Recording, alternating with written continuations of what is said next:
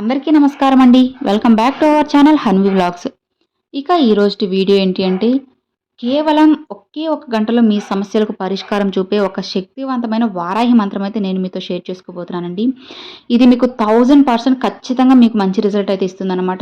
ఏ సమస్యన కానివచ్చు, ఆర్థిక ఇబ్బందులా, లేదంటే కుటుంబంలో ఏదైనా గొడవలా, లేదంటే ఉద్యోగం కావాలి అనుకున్నా, డబ్బు రావాలి అనుకున్నా, ప్రమోషన్స్ కావాలి అనుకున్నా, ఇలా ఏ సమస్య అయినా కానీ అందరికీ ఇదే ఉండాలి అని చెప్పి పర్టికులర్గా ఒక సమస్య అంటూ ఉండదు కదండి.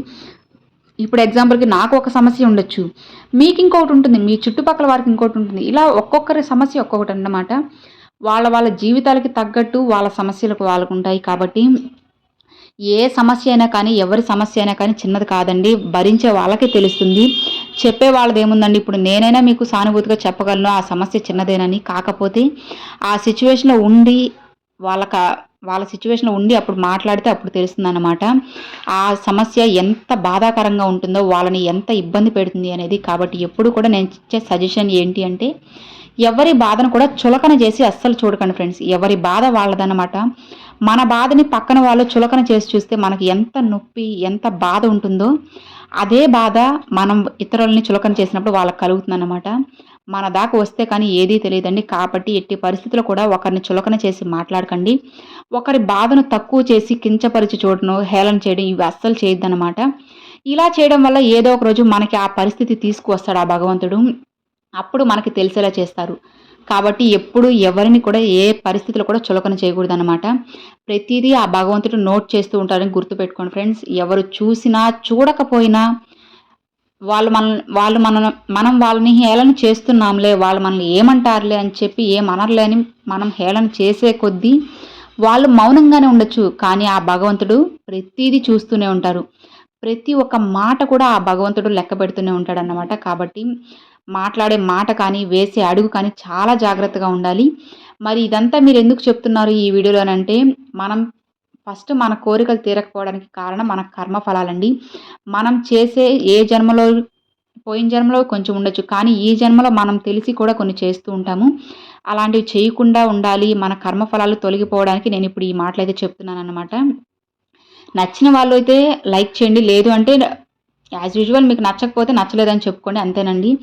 ఇది అందరికీ నేను చెప్పినట్టు నచ్చాలి అన్న రూల్ ఏం లేదు కదా. కొంతమందికి నచ్చొచ్చు, కొంతమందికి నచ్చకపోవచ్చు. ఎవరిష్టం వాళ్ళది. కాబట్టి నచ్చిన వాళ్ళైతే ఇంకొంతమందికి మంచిగా అయితే షేర్ చేసుకోండి ఫ్రెండ్స్. ఈ మంచి మాటలు కొంతమందికి పోయినందువల్ల వాళ్ళకి మంచే జరుగుతుంది. కాబట్టి మంచిని ఇంకొంతమందికి మంచితే మనకి కూడా మంచే జరుగుతుందన్నమాట.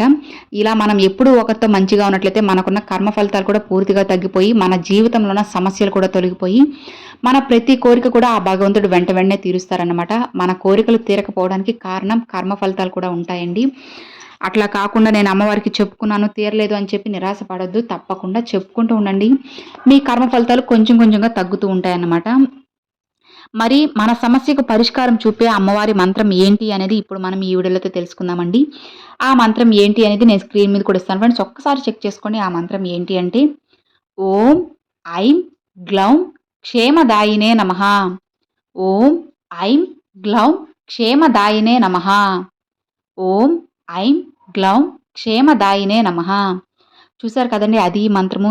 బీజాక్షరాలతో కూడిన ఈ శక్తివంతమైన మంత్రాన్ని మీరు ఒక 108 సార్లు కానీ, లేదు అంటే పంచమి వారాహి అమ్మవారు 5 సార్లు కానీ, 9 సార్లు కానీ, 27 సార్లు కానీ, మీకు ఎన్నిసార్లు వీలుగా ఉంటుందో అన్నిసార్లు చెప్పుకోండి. ఇన్నిసార్లు అనే ప్రెషర్ ఏం లేదండి. ఎందుకంటే ఒక్కొక్కరు టైమింగ్స్ ఒక్కొక్కలాగా ఉంటాయి కాబట్టి కొంతమంది బిజీగా ఉండొచ్చు. ఇంకొంతమంది ఖాళీగా అంటే నేను ఖాళీగా ఉన్నారని చెప్పడం లేదండి. వాళ్ళ పనులు ఇంకాస్త త్వరగా ముగించుకొని మీకు కాస్త ఖాళీ టైం ఉన్నప్పుడు ఈ మంత్రాన్ని 108 సార్లు చెప్పుకోవడము, రాసుకోవడము ఇట్లా చేసుకున్నట్లయితే చాలా మంచి ఫలితం అయితే ఉంటుందన్నమాట. చెప్పుకునే వాళ్ళు చెప్పుకోవచ్చు. రాసుకుంటే కూడా ఇంకా చాలా మంచిది. చెప్పుకుంటూ రాసుకున్నట్లయితే ఇంకా చాలా బాగుంటుందండి.